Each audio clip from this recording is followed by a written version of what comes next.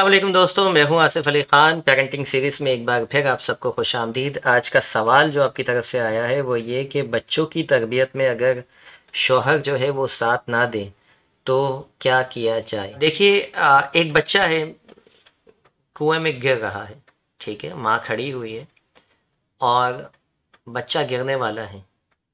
तो माँ क्या करेगी कि क्या ये कहेगी कि शौहर को आवाज़ देगी कि जब तक आप नहीं आओगे तब तक मैं इसको नहीं बचाऊंगी?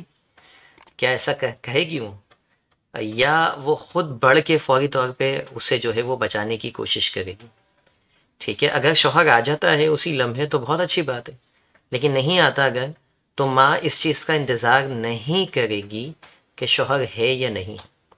इसी तरीके से अगर बच्चे भूख से बिलबिला रहे हों और शौहर घर पे ना हो तो क्या माँ इंतज़ार करेगी कि शौहर आएगा तो सब साथ बैठ के ही खाना खाएंगे? अदरवाइज़ नहीं खाएंगे, भले भूख से बच्चे बिलबिलाते रहे। यकीनी तौर पे आपका जवाब होगा कि माँ को इससे कोई फ़र्क नहीं पड़ेगा कि शौहर है या नहीं है, वो बच्चे को फौरी तौर पर खाना खिलाएगी अगर बच्चा भूख से बिलबिला रहा है।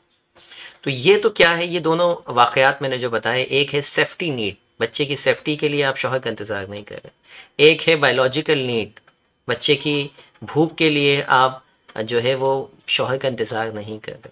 फिर इसी तरीके से आप उसकी हेल्थ पे आ जाएं, तो अगर बच्चा शदीद बीमार है आपका और शौहर घर पे नहीं है तो आप इंतज़ार नहीं करेंगे। अगर इमरजेंसी है तो आप उसको लेके भागेंगे, भले आपकी जेब में पैसे हो या ना हो। ठीक है, तो यहाँ पे भी आप शौहर की का इंतज़ार नहीं कर। बिल्कुल इसी तरीके से जब बात आती है तरबियत की या बात आती है मेंटल हेल्थ की, क्योंकि तरबियत का ताल्लुक़ मेंटल हेल्थ से होता है, तो यहाँ पर कुछ वालिदैन, ख़ास तौर पे जो बीवियाँ माएँ होती हैं, वो ये समझती हैं कि जब तक शौहर नहीं होगा साथ में तब तक अच्छी तरबियत नहीं होगी। ऐसा नहीं है। अगर तो आपका शौहर बहुत अच्छा जो है वो आइडियल मिल गया है इस हवाले से जो बच्चों की केयर करता है, तो बहुत अच्छी बात है। अगर नहीं है तो परेशान ना हो, आप अच्छी तरबियत करते जाइए। माँ अगर अच्छी तरबियत करे तो फिर बच्चों को किसी और की ज़रूरत नहीं होती है। मैं ये कहीं नहीं कह रहा कि बाप की अहमियत नहीं है, लेकिन अपने तजर्बे की बुनियाद पर कह रहा हूँ कि हर किसी को आइडियल पेरेंट्स नहीं मिलते दुनिया में, कि इतने आइडियल हो कि माँ भी मोहब्बत और टाइम दे रही हो और बाप भी ये काम कर रहा। किसी के पास बाप अच्छा है, किसी के पास माँ अच्छी है, किसी के पास दोनों अच्छे हैं, किसी के पास दोनों अच्छे नहीं हैं, किसी के पास दोनों मौजूद नहीं हैं, किसी के पास माँ है तो बाप दुनिया में नहीं है, किसी के पास बाप है तो माँ दुनिया में नहीं है, किसी के पास माँ है और बाप छोड़ के जा चुका है, किसी के पास बाप है और माँ छोड़ के जा चुकी है। तो दुनिया में आइडियल सिचुएशन बहुत कम है। ठीक है, तो अच्छा, किसी के पास दोनों हैं, दोनों समझदार भी हैं, लेकिन दोनों की आपस में नहीं बनती, जिसकी वजह से तरबियत ख़राब हो गई है। तो इस चक्कर में ना जाएं कि शौहर साथ नहीं दे रहा, सास साथ नहीं दे रही, ससुर साथ नहीं दे रहा। आपको अल्लाह ताला ने इतना बड़ा दर्जा दिया है कि वैसे ही एक हदीस के मुताबिक जो है वो नबी करीम सल्लल्लाहु अलैहि वसल्लम से पूछा गया कि या रसूल अल्लाह, बच्चों पर सबसे ज़्यादा हक़ किसका है? तो हुज़ूर ने फरमाया तुम्हारी माँ का। दोबारा पूछा किसी साहबी ने तो उन्होंने कहा तुम्हारी माँ का। फिर तीसरी मरतबा पूछा, फिर कहा तुम्हारी माँ का। चौथी मरतबा पूछने पे कहा कि तुम्हारे बाप का।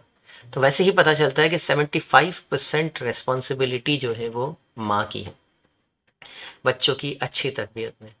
और दुनिया में जो ज़्यादातर केसेस आपको नज़र आएंगे, जो बच्चे कामयाब नज़र आएंगे, उनसे पूछेंगे तो आपको पता चलेगा कि वो ज़्यादा क्रेडिट माँ को देते हैं, कि माँ का बड़ा किरदार होता है। तो इस परेशानी में, इस उलझन में ना पड़िए कि शौहर साथ देगा या नहीं देगा। अपने हिस्से की शम्मा जलाते जाइए, अपने हिस्से का काम करते चले जाइए। हाँ, साथ साथ आप शौहर को जो है वो गाइड करते जाइए। आप कहेंगे कि आपने शौहर को बिल्कुल बग़ैर ज़िम्मा कर दिया, ठीक है, आप तो उनको बिल्कुल, अब तो वो और ज़्यादा जो है वो हो जाएंगे। मैं इसलिए शौहर की बात ही नहीं कर रहा कि हो सकता है कि आपके हस्बैंड थोड़ा सा मनाने से, थोड़ा सा समझाने से उनको समझ में आ जाए। मेरे पास इतने केसेस आते हैं जो शौहर मतलब नहीं, उनको बस अल्लाह ही हिदायत दे सकता है।